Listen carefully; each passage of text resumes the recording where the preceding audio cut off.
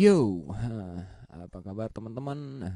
Selamat siang, selamat sore, selamat pagi, selamat malam.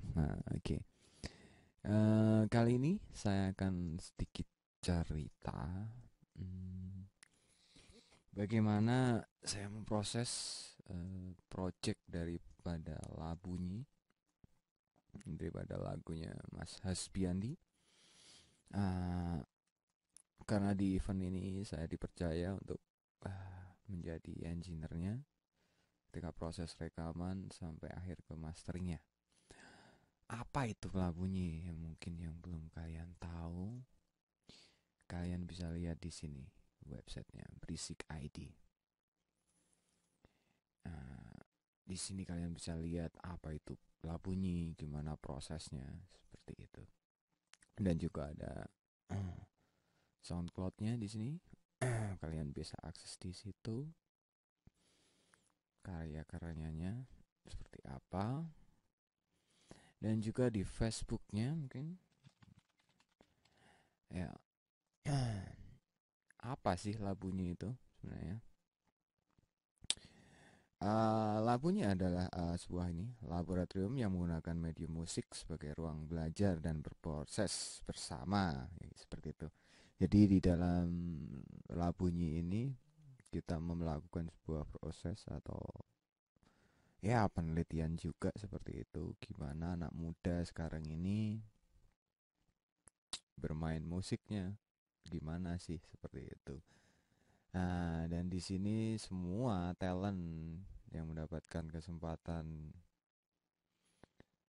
di lagunya ini mereka dibuatkan sebuah album kompilasi dan mentoring dari beberapa narasumber yang keren-keren seperti Bang Momo dari Kapten Jack dan Mas Farid dari Festivalis, dan juga masih banyak lagi mentoring-mentoring yang lain dari media. Seperti itu. Oke, langsung saja apa yang aku lakuin di lagunya Mas Hasbi. Di kick tidak banyak melakukan proses. Di situ hanya aku insert sebuah drum leveler dan EQ. EQ high-nya ada di 5000 dan low-nya di 60 Hz seperti itu.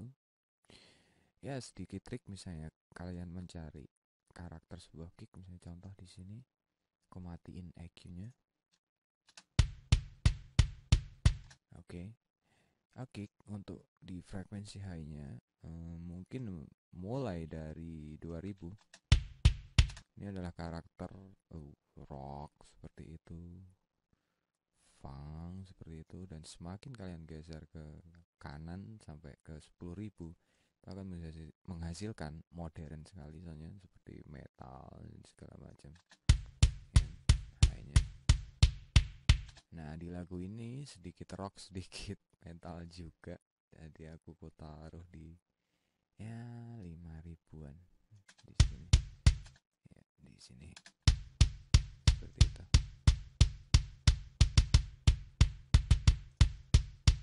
Nah, dan low-nya aku boosting di 60. Ya, untuk kicknya hanya seperti itu. Setelah itu snare. Yang bagian snare ada EQ. Dimana EQ ini hanya aku gunain untuk cutting frekuensi-frekuensi yang mengganggu. Contoh di sini ada frekuensi yang sangat mengganggu ya. Di snare ini bisa aku matiin. Nah, itu. Ya, mengganggu sekali ringnya. Terus aku cutting di frekuensi ini 785 ya di sini. Terus di frekuensi 389 ya mungkin 400.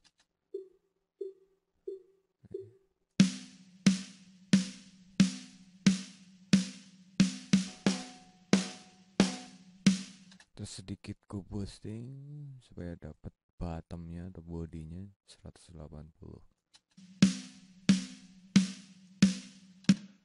Oke, setelah itu ku kompres attack 30. Dan setelah itu rilis 1,2.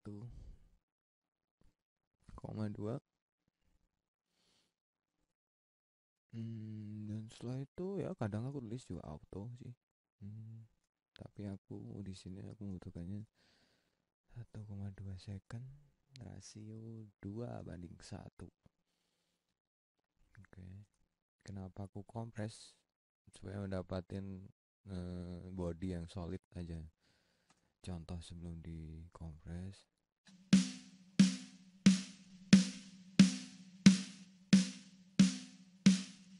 Ya kan?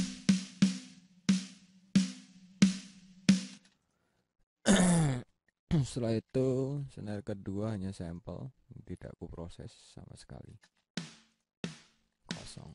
Ini sampel dari SSD4. Dan berikutnya tom EQ. Setelah itu kompres. Apa bedanya sebelum dan sudah? EQ. Ya banyak cutting ya di low midnya. Di sini.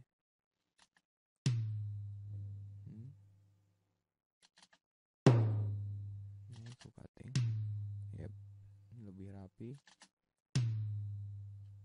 Terus habis itu aku kompres. Ya, lebih solid. Oke, sebelum, sesudah. Oke, seperti itu. Di floornya nggak jauh beda.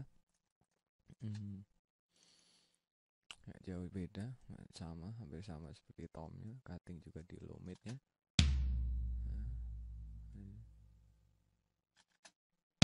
Dan aku cut. Yes. Kompres juga. Sebelum dikompres, sesudah kompres.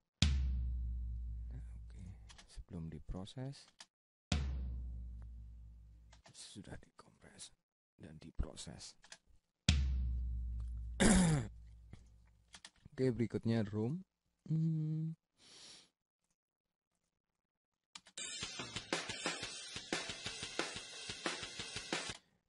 Di bagian room ini low cut 120 Hz, dan setelah itu ku kompres.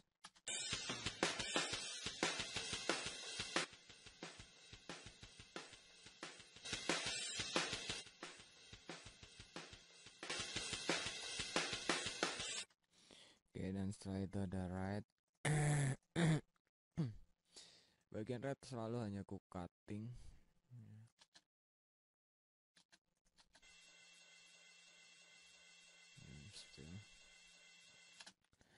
Dan setelah itu overhead, cutting juga sampai 1000 sebelum.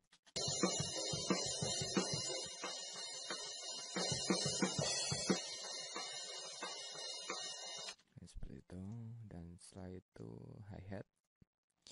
Di hi-hat aku kasih distorsi. Supaya kenapa aku kasih distorsi? Karena aku ingin mendapatkan sebuah saturasi di situ dan harmonik distorsinya. Sebelum aku kasih distorsi, dan sudah ya. Dan ku cut.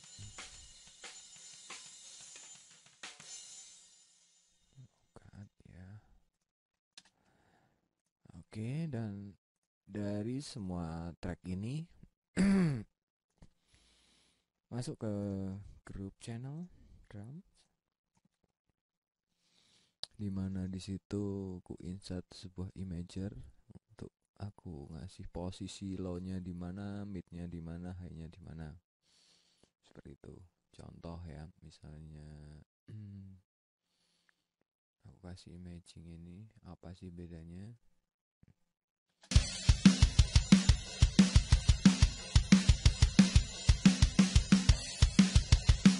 ya kalian bisa rasain low-nya. Nah, kalau di sini dia bakal di center, misalnya 53%. Kalau di sini dia semakin lebar, semakin ke atas gitu. Dan berikutnya ada TG, sebuah analog konsol gitu. Kenapa aku kasih ini? Supaya dapetin karakter sedikit analog dari konsol ini. Ya, sedikit cutting di EQ-nya, di high frekuensinya. Udah, dan di low-nya aku boosting 1 dB gitu. Di dynamic-nya tidak aku proses. Itu. Dan setelah itu adalah clip untuk aku naikin lagi ya gain-nya. Dan di bagian send ada kompresor di situ. Sebuah paralel kompresor. Kita lihat setupnya. Threshold main 12, makeup 10, release 1, attack-nya 30. Dan habis itu rasio 10 seperti itu. Dan apa bedanya sebelum dan sesudah aku kompres?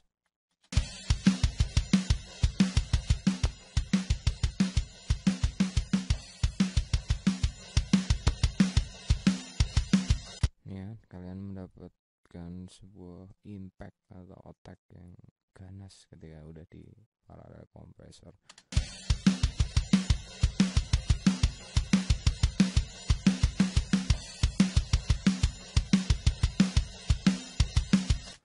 Oke, selanjutnya track berikutnya aku insert di bagian grup tadi adalah distorsi efek dari stok pluginnya Cubase. Kenapa aku kasih distorsi? Tuh, ya untuk mendapatkan keseluruhan harmonik distorsi daripada drum tersebut dan ya lebih menunjukkan atau press lagi performance daripada drummernya ya. Nah di situ ada EQ filter sedikit, low cut ya. Apa bedanya ya? Misalnya aku kasih distorsi dan enggak, contoh aku turunin levelnya dulu, ini belum pakai distorsi.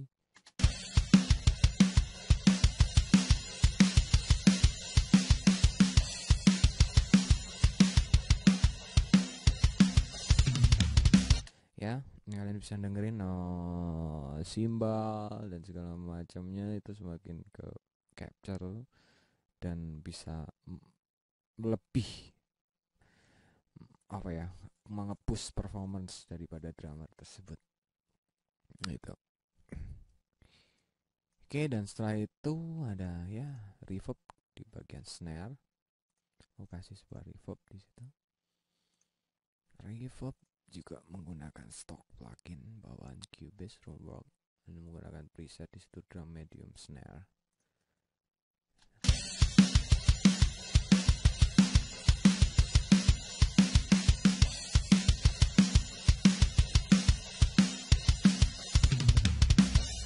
Ya, mungkin seperti itu.